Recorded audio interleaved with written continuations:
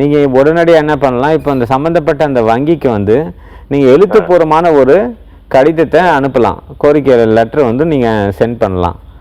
இந்த மாதிரி ரிசர்வ் பேங்க்கில் வந்து இது கொடுத்துருக்குறாங்க. அதை நீங்கள் வந்து எனக்கு என்னுடைய அந்த கணக்கில், வங்கி கணக்கில் வந்து எதுக்காக அதை அமல்படுத்தலை அப்படின்னு கேட்டு நீங்கள் ஒரு கடிதத்தை அவங்களுக்கு எழுத்துப்பூர்வமான கடிதமாக ரிஜிஸ்டர்ட் போஸ்ட்டோட ஒரு ரிஜிஸ்டர்ட் போஸ்ட் வித் அக்னாலஜ்மெண்ட் கார்டோடு நீங்கள் அனுப்புங்க. அதை அவங்க வந்து திரும்ப அவங்க அதுக்குண்டான ப்ராப்பரான ஒரு எக்ஸ்ப்ளனேஷன் விளக்கத்தை வந்து கொடுக்குறாங்களா அப்படின்னு சொல்லி நீங்கள் பாருங்கள். சப்போஸ் அவங்க கொடுக்கலன்னும் போது அந்த நீங்கள் கொடுத்த அந்த கடிதத்தை வச்சுக்கிட்டு நீங்கள் அவங்க மேலே வந்து பேங்கிங் ஆம்புட்ஸ்மேனில் வந்து புகார் தெரிவிக்கலாம்.